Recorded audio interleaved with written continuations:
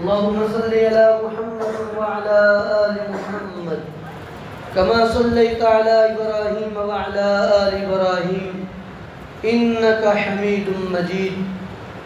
اللهم بارك على محمد وعلى آل محمد كما باركت على إبراهيم وعلى آل إبراهيم إنك حميد مجيد. أعوذ بالله من الشيطان الرجيم.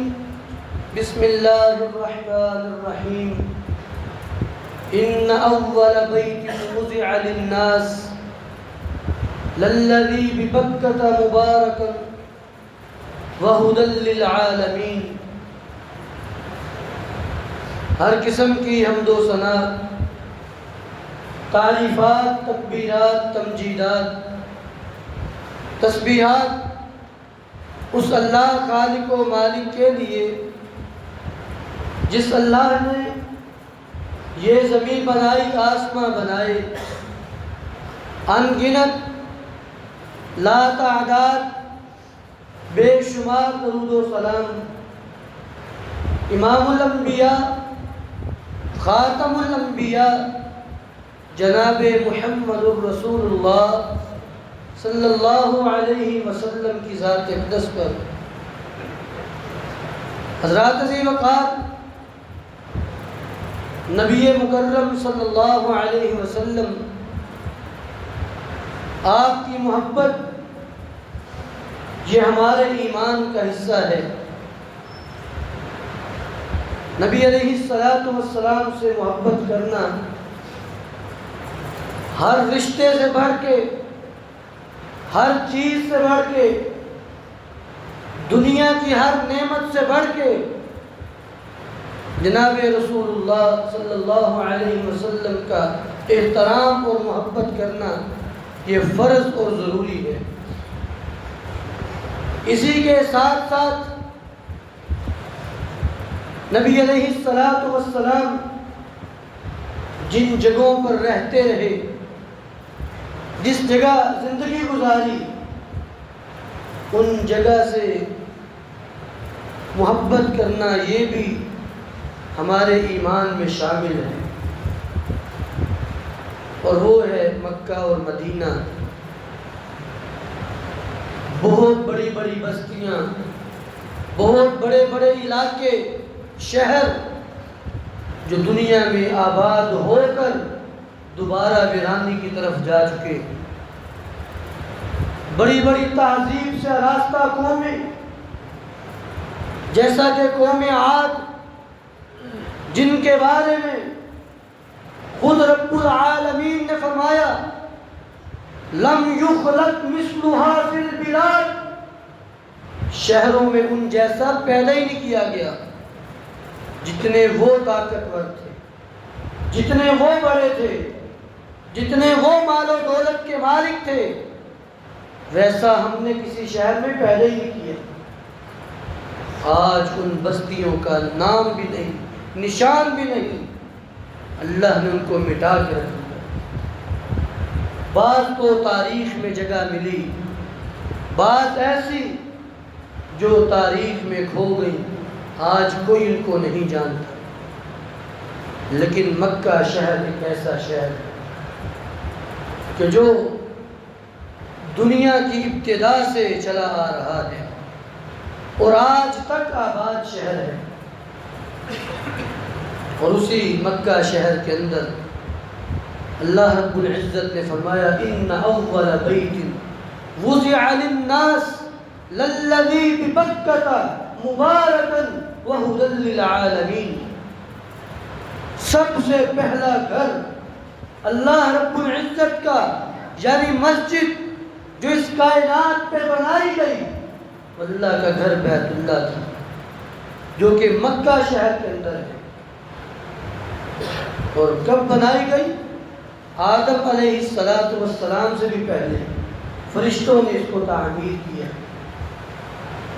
اور پھر نبی علیہ السلام سے صحابہ کرام نے اس آیت کے بارے میں پوچھا، اللہ کے رسول اس آیت سے کیا مراد ہے؟ میں اس سے مراد بیت اللہ ہے. سب سے پہلا گھر جو اس کائنات پہ بنا وہ بیت اللہ تھا، اور اس کے بعد 40 سال بعد دوسرا گھر جو بنا وہ مسجد اقصیٰ، جس کو بیت المقدس بھی کہا جاتا ہے، وہ تعمیر ہوا۔ اور اللہ رب العالمین نے اس آیت مبارکہ میں بیت اللہ کے بارے میں 5 خصوصیات بیان فرمائی ہیں۔ فرمایا کہ سب سے پہلے مبارکن، وہ بابرکت ہے، اس میں اللہ نے برکت رکھی ہے، وہ جگہ بابرکت ہے۔ اور ایسے بھی نبی مکرم صلی اللہ علیہ وسلم آپ کی جائے پیدائش بھی ہے، اور پھر آپ کی زندگی کے 53 سال زندگی کے وہ مکہ شہر میں گزرے، وہ بابرکت علاقہ ہے۔ میں ہدی للعالمین، جہانوں کے لیے ہدایت کا سرچشمہ ہے، وہاں ہدایت ہے۔ حتیٰ کہ امام کائنات علیہ السلام نے فرمایا کہ قیامت کے قریب ایک ایسا دور آئے گا، بدأ الاسلام غریبا وسیعود کما بدأ غریبا، و اسلام اجنبی شروع ہوا۔ لوگ شرک کے اندر اتنے زیادہ مگن ہو چکے تھے، اسلام کی باتیں ان کو عجیب لگتی تھی۔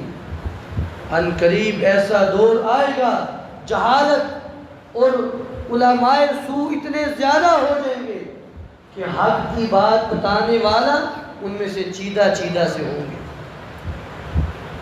اور فرمایا کہ دوسری روایت میں اسلام سمٹ جائے گا، دین سمٹ کے واپس چلا جائے گا، جیسے میں کوئی سانپ ہے نا واپس اپنی بل میں چلا جاتا ہے، میں دین سمٹ کے حجاز کے اندر چلا جائے گا، حجاز سے مراد مکہ اور مدینہ، وہاں چلا جائے گا، گویا کہ ہدایت وہاں پہ ہے۔ ہم جب حرمین میں جاتے ہیں، کیونکہ حرم کا علاقہ وہاں تو دنیا بھر کے لوگ آئے ہوئے، ہر شخص وہاں پہ جاتا ہے، مختلف قومیں، مختلف طرح کے نظریات۔ اگر زندگی کبھی موقع دے، حرم کے علاوہ جو مکے کی باقی مساجد ہیں یا مدینہ کی باقی مساجد ہیں، کبھی ان کو بھی جا کے دیکھیں، آپ کو اسلام کی روح نظر آئے گی، آپ کو ایسے لوگ ملیں گے جن کے ایمان فرشتوں سے بھی بڑھ کے ہوں، دین سمٹ کے اسی طرف چلا جائے گا۔ تو گویا کہ جب اللہ رب العالمین نے فرما دیا ہدی للعالمین، جہانوں کی ہدایت کا مرکز اور محور یہ بیت اللہ ہے۔ تیسرا فرمایا فیہ آیات بینات، اس میں اللہ نے بڑی واضح نشانیاں رکھی، جیسا کہ مقام ابراہیم ملتزم اللہ کی نشانیوں میں سے ہے، جس کے بارے میں نبی علیہ السلام نے فرمایا الملتزم یستجاب فیہ العبد ما دعا للہ الا استجاب بہا۔ میں ملتزم ایسی جگہ ہے کہ جو شخص وہاں جا کر اللہ سے جو بھی مانگتا ہے اللہ اس کی دعا قبول کر لیتے ہیں۔ ملتزم کسے کہتے ہیں؟ بیت اللہ، خانہ کعبہ، اس کا دروازہ اور اس کے ساتھ ہی حجر اسود ہے، اس کے درمیان جو جگہ ہے بیت اللہ کے دروازے اور حجر اسود کے درمیانی جگہ کو ملتزم کہا جاتا ہے۔ فرمایا کہ وہاں پہ جو شخص اللہ سے دعا کرتا ہے اللہ اس کی دعا کو قبول کرتا ہے۔ اسی طرح مقام ابراہیم اللہ رب العزت نے حکم دیا وَاتَّخِذُوا مِن مَقَامِ إِبْرَاهِيمَ مُصَلًّى، مقام ابراہیم اس کو جائے نماز بنائے، وہاں پہ 2 رکعت نماز ادا کیا کرے۔ ہر معتمر، عمرہ کرنے والا، ہر طواف کرنے والا شخص وہ طواف کرنے کے بعد مقام ابراہیم کے پیچھے 2 رکعت نماز ادا کرے، اللہ کی نشان۔ فیہ آیات بینات۔ پھر فرمایا ومن دخلہ کان آمنا، جو بھی اس شہر میں داخل ہو جائے گا میں وہ امن میں ہے، کہ وہ امن کا علاقہ ہے، امن میں آ جائے۔ خود اللہ رب العالمین 4 قسمیں کھا کر کے بعد میں والتین والزیتون وطور سینین وهذا البلد الامین، میں اس امن والے شہر کی قسم، اللہ رب العالمین نے امن والا شہر قرار دیا کہ وہاں پہ کوئی بد امنی نہیں، وہ امن والا شہر ہے۔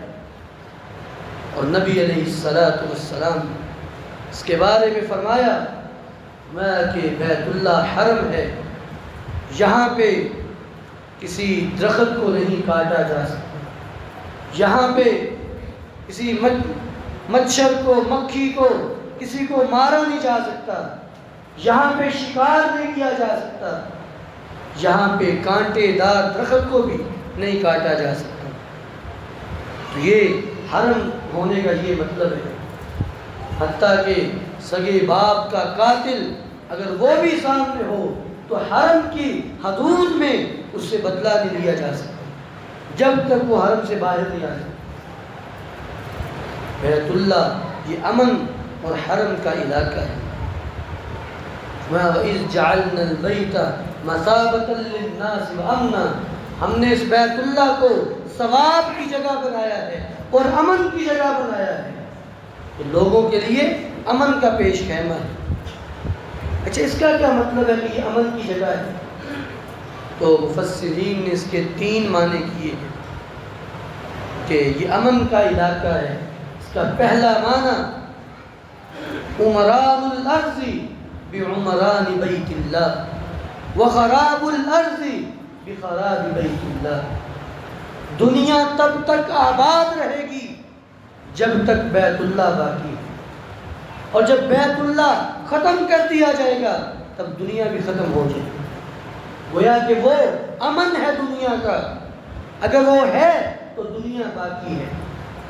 اب اس معنی کی تائید حدیث سے بھی ہوتی ہے، صحیح بخاری کی حدیث، وعن ابی ہریرہ رضی اللہ تعالی قال قال رسول اللہ صلی اللہ علیہ وسلم یخرب الکعبۃ ذی السویکتین من الحبشہ، فرمایا کہ قیامت کے قریب، قیامت کیا ہے؟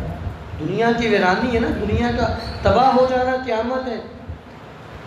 تو فرمایا قیامت کی علامت یہ ہے ایک حبشی نسل کا باریک پنڈلیوں والا آدمی وہ بیت اللہ کو ویران کر دے گا۔ تو گویا کہ جب بیت اللہ بے آباد ہو جائے گا، نہیں رہے گا، تو پھر قیامت قائم ہو جائے گی۔ یہ قیامت کی علامت ہے۔ تو گویا کہ یہ اس بات کا مطلب یہ امن والی جگہ ہے۔ دوسرا اس کا مطلب یہ ہے جو کہ حدیث کے اندر نبی علیہ السلام نے بیان کیا۔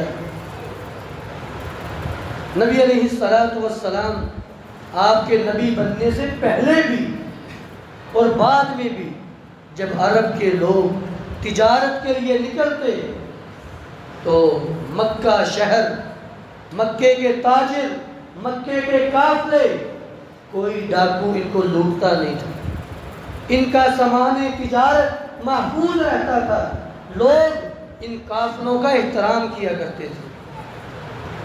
گویا کہ یہ لوگ امن میں رہ رہے ہیں، یہ اس کا مطلب ہے۔ اور تیسرے نمبر پہ اس کا مطلب مواقع التجارت بسبب هذا البیت، کہ بیت اللہ کا وہاں پہ ہونا یہ اہل مکہ کے لیے بہت بڑی تجارت کا سبب ہے، کہ لوگوں کو کہیں اور نہیں جانا پڑتا، ہر ملک کی ہر طرح کی چیز لوگ وہاں پہ خود ہی لے کے پہنچ جاتے ہیں، وہاں پہ تجارت کے اسباب ہیں، گویا کہ وہ شہر آباد ہے۔ اللہ رب العالمین نے اس شہر کو امن والا بنایا اور اس کی حفاظت کی ہے۔ أَلَمْ تَرَ كَيْفَ فَعَلَ رَبُّكَ بأصحاب الفیل الم یجعل کیدہم فی تضلیل۔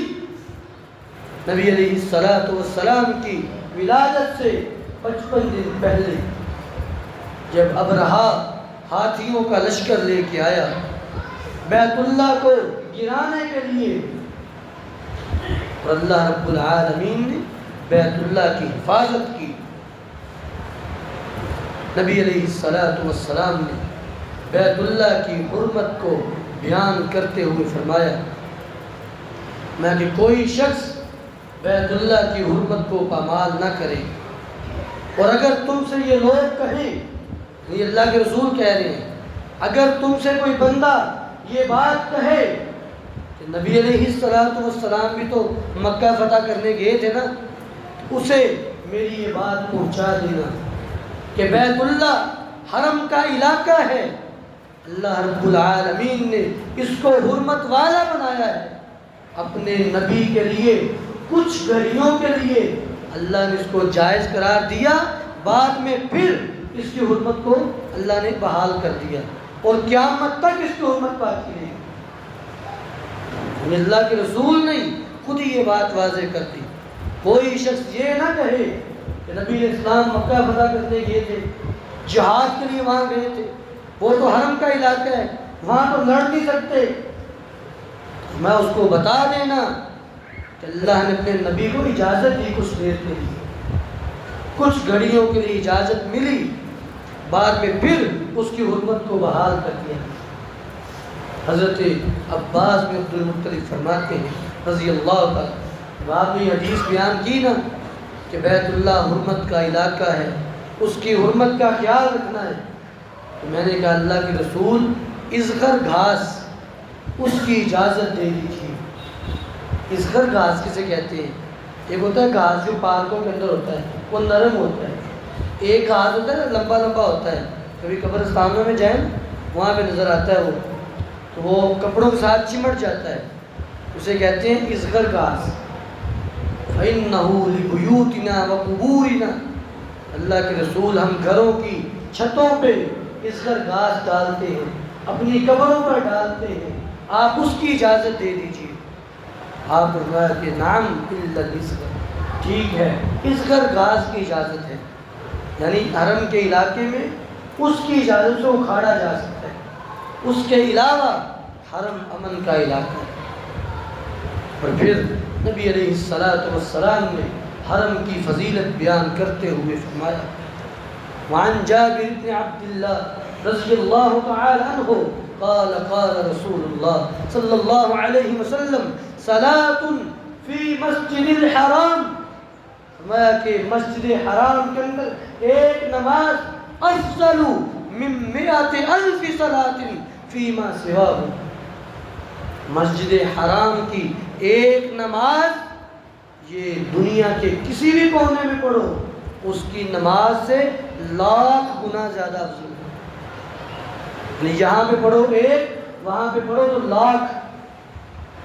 اس حدیث کی شرح میں بعض محدثین نے یہ بات لکھی ہے، اگر کبھی آپ بیت اللہ میں جائیں، حرم میں جائیں، تلاوت کرنے کا جتنا اجر یہاں پہ اتنا اجر ہی وہاں پہ، ذکر کرنے کا جتنا اجر یہاں پہ ہے اتنا ہی وہاں پہ ہے، لیکن نماز کا اجر یہاں پہ اگر ایک ہے وہاں پہ 1,00,000 ہے۔ اس لیے کوشش کریں کہ زیادہ نوافل کا اہتمام کریں۔ اچھا اس کا یہ مطلب نہیں قرآن پڑھنا نہیں ہے، قرآن بھی پڑھیں، ذکر و اذکار بھی کریں، لیکن زیادہ عمل کون سا کرنا ہے؟ نماز کا اہتمام کریں، زیادہ سے زیادہ نفل و نوافل پڑھتے ہی رہیں، فائدہ اٹھائیں اس سے۔ یہاں کی 2 رکعتیں اور وہاں کی 2,00,000 ہو جائیں، ہر رکعت 1,00,000 کے برابر، تو گویا کہ نبی علیہ السلام نے فرمایا یہاں کی 1 وہاں کی 1,00,000، اور پھر فرمایا کہ لا تشد الرحال الا الى 3 مساجد، زیادہ ثواب کی نیت سے کسی مسجد میں جانا یہ جائز ہی نہیں، سوائے 3 مسجدوں کے۔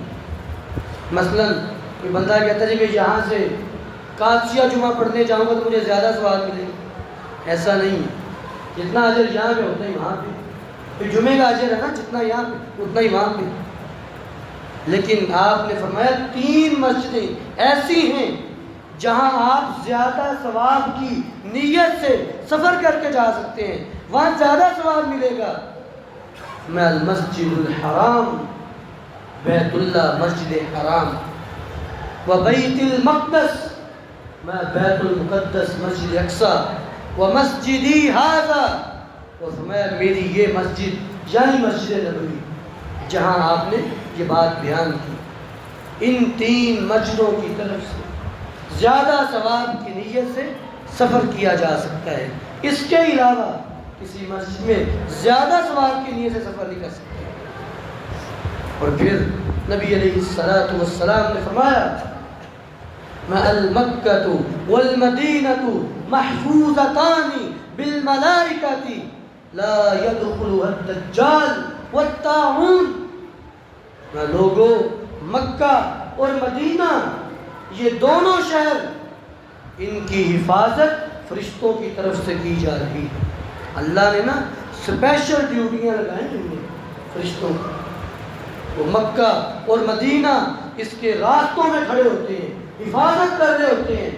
لا يدخلها الدجال والطاعون, میں نہ وہاں پہ دجال جا سکتا ہے جس کے بارے میں امام کائنات علیہ السلام نے فرمایا آدم علیہ السلام سے لے کر قیامت کا آخری پیدا ہونے والا شخص تب تک اللہ تعالیٰ نے دجال سے بڑا فتنہ پیدا ہی نہیں کیا, اتنا بڑا فتنہ.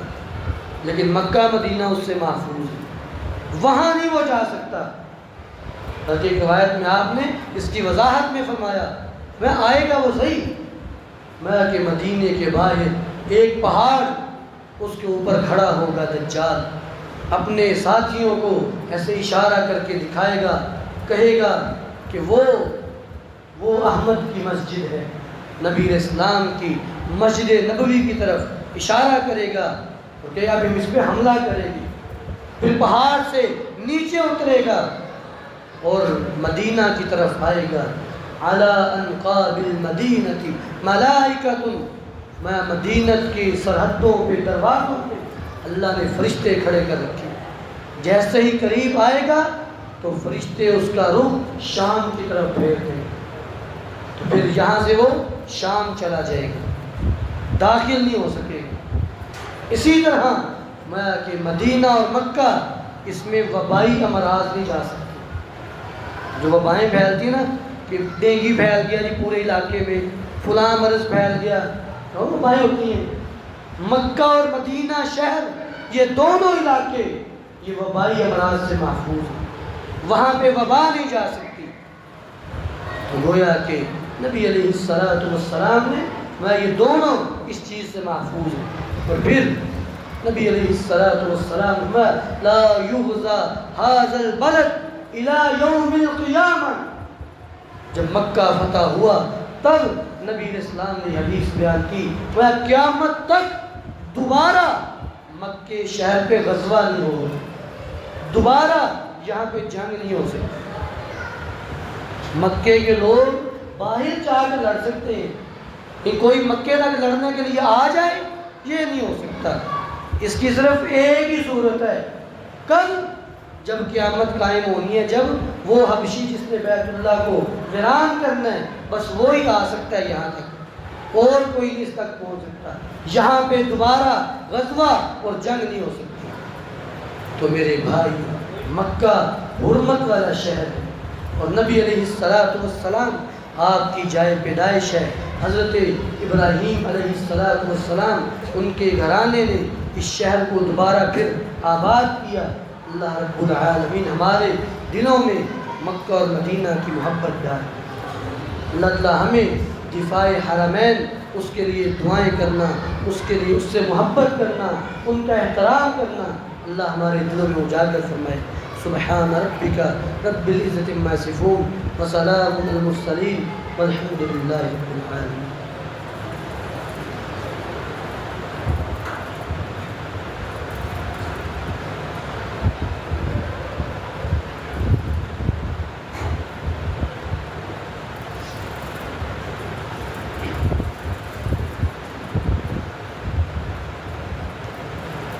إن الحمد لله نحمده ونستعينه ونستغفره ونعوذ بالله من شرور أنفسنا ومن سيئات أعمالنا من يهده الله فلا مضل له ومن يضلله فلا هادي له ونشهد أن لا إله إلا الله وحده لا شريك له ونشهد أن محمدا عبده ورسوله.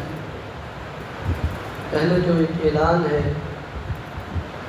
کہ ہم نے جو پیسے اکٹھے کیے تھے سیلاب کے حوالے سے الحمدللہ واللہ کی توفیق کے ساتھ اپنے بھائیوں تک پہنچا دیے ہیں. جس بھائی نے بھی اگر 1 روپیہ بھی دیا تھا وہ بطور امانت الحمدللہ وہاں پہ پہنچ چکا ہے. تو ابھی ظاہری بات ہے مزید کی ضرورت بھی ہے، تو تمام بھائیوں سے گزارش ہے کہ اپنے مسلمان بھائی بہنیں ان کے لیے اس مد میں لازمی تعاون کیجیے. جتنا بھی ہو سکے ہم ان کی اس مشکل گھڑی میں ہم ان کے کام آ سکیں. اللہ ہمیں اپنے مسلمان بھائی بہنیں ان کے بارے میں سوچنے کی، دعائیں کرنے کا، تعاون کرنے کی توفیق عطا فرمائے. بیت اللہ کے حوالے سے، حرم کے حوالے سے بات ہوئی. مکہ شہر حرمت والا شہر ہے. نبی علیہ السلام کو مکہ شہر سے بڑی محبت تھی. حضرت عبداللہ بن عدی بیان فرماتے ہیں رضی اللہ تعالی عنہ کہ میں نے نبی علیہ السلام کو دیکھا، شروع اسلام کے یہ مسلمان ہیں. فرماتے ہیں کہ میں نے نبی علیہ السلام کو دیکھا جب آپ ہجرت کر کے جانے لگے نا، تو مکے سے باہر ایک ٹیلہ ہے، پہاڑی ہے چھوٹی سی، جسے حزورہ کہتے ہیں. حزورہ ابھی بھی اس سے کچھ نشانات باقی ہیں. تو نبی علیہ السلام اس پہاڑی پہ چڑھے اور آپ نے ایسے مڑ کے ایسے بیت اللہ شہر کو، مکے کو دیکھا اور کہا کہ انک احب البلاد الی، اے مکہ کائنات کے شہروں میں سے تو سب سے زیادہ مجھے محبوب ہے. ولولا انی اخرجت ما خرجت، اگر مجھے یہاں سے نکالا نہ جاتا تو میں خود کبھی نہ نکلتا یہاں سے. آپ نے مکہ شہر سے اپنی محبت کا اظہار کیا کہ تو مجھے سب سے زیادہ محبوب جگہ ہے، اگر مجھے نہ نکالا جاتا تو خود کبھی نہ جاتا یہاں سے. پھر اس میں اللہ کی نشانیاں بھی ہیں، جیسا کہ جامع ترمذی کی حدیث نبی علیہ السلام نے فرمایا نظر الحجر الاسود من الجنة وهو اشد بیاضا من اللبن فسودته خطایا بنی آدم. فرمایا کہ حجر اسود یہ جنت سے نازل ہوا، یہ پتھر جنت سے آیا، اور جب یہ اترا تھا وَهُوَ أَشَدُّ بَيَاضًا مِنَ اللَّبَنِ، دودھ سے بھی زیادہ سفید تھا. فَسَوَّدَتْهُ خَطَايَا بَنِي آدم، بنو آدم کے گناہوں نے اسے کالا کر دیا. اللہ نے اس پتھر کے اندر یہ خاصیت رکھی ہے، جب کوئی بندہ اس کو بوسہ دیتا ہے تو اس کے گناہوں کو سک کر لیتا ہے، کھینچ لیتا ہے، بندہ گناہوں سے پاک ہو جاتا ہے. تو یہ بنو آدم کے گناہ اسے کالا کر دیا. اور دوسری روایت میں آپ نے فرمایا الحجر الاسود والمقام، فرمایا کہ حجر اسود اور مقام ابراہیم یہ دونوں پتھر ینزلان من الجنہ، یہ دونوں جنت سے اترے. تو گویا کہ وہ پتھر بھی جنت کا پتھر ہے، تو یہ بھی اس میں نشانی ہے. تو گویا کہ حرم، بیت اللہ، مکہ، ان سے محبت کرنی چاہیے، ان کا احترام اپنے دل میں رکھنا چاہیے. حضرت علی بن ابی طالب فرماتے ہیں رضی اللہ تعالیٰ عنہ، ان سے کسی آدمی نے پوچھا کہ جب نبی علیہ السلام نے مکہ فتح کیا تھا تو آپ کو کوئی پیغام دے کے بھیجا تھا، وہ پیغام کیا تھا؟ فرمانے لگے کہ مجھے نبی علیہ السلام نے 4 باتیں کہی تھیں. جب مکہ فتح ہوا نا تو 9 ہجری کے اندر مسلمانوں کی زیر قیادت حج ہوا تھا. 10 کو تو آپ نے خود حج کیا تھا 10 ہجری میں، اور 9 ہجری میں جو حج ہوا وہ مسلمانوں کی زیر قیادت تھا. اس میں مجھے نبی علیہ السلام نے 4 باتیں، 4 پیغام دے کے بھیجا تھا. پہلا پیغام میں کہ وہاں پہ جا کے یہ اعلان کر دو لا يدخل الجنت الا نفس مؤمن، کوئی شخص جنت میں نہیں جا سکتا سوائے مومن کے. کیونکہ بندہ یہ کہے کہ میں شرک بھی کرتا رہوں ساتھ حج بھی کرتا رہوں، کیسے نہیں ہونا؟ چونکہ مشرکین مکہ بھی حج کرتے ہوتے تھے، طواف کرتے تھے وہ بھی۔ کہا کہ جنت میں صرف ایماندار لوگ جائیں گے۔ دوسری بات، کوئی شخص آج کے بعد ننگا بیت اللہ کا طواف نہ کرے۔ یہ بھی وہ کام کرتے تھے مشرکین، ننگے ہو کے طواف کرنا، آج کے بعد کوئی ایسا کام نہ کرے۔ تیسرا اعلان میں کہ کوئی شخص 4 ماہ سے زیادہ یہاں پہ نہیں رہ سکتا۔ 4 ماہ کی مدت ہے، اس کے اندر وہ عرب سے نکل جائے، عرب خالص اسلامی ریاست بنے گی۔ چوتھی بات فرمایا کہ جس شخص کا نبی الاسلام سے کوئی وعدہ ہے، جب تک اس وعدے کی مدت ہے وہ عرب کے اندر رہ سکتا ہے، لیکن جس کا نبی علیہ السلام سے کوئی معاہدہ نہیں ہوا، وہ قبیلہ، وہ شخص، وہ لوگ 4 ماہ کے اندر یہاں سے چلے جائیں، وہ یہاں پہ نہیں رہ سکتے۔ تو گویا کہ نبی علیہ السلام نے حرم کو، عرب کو خالص اسلامی ریاست بنایا، اور آپ نے اس سے محبت کی، اس کا احترام کیا۔ اللہ تعالیٰ ہمیں بھی اس کا احترام کرنے کی توفیق عطا فرمائے۔ سبحان ربک رب العزت عما یصفون وسلام علی المرسلین والحمد للہ۔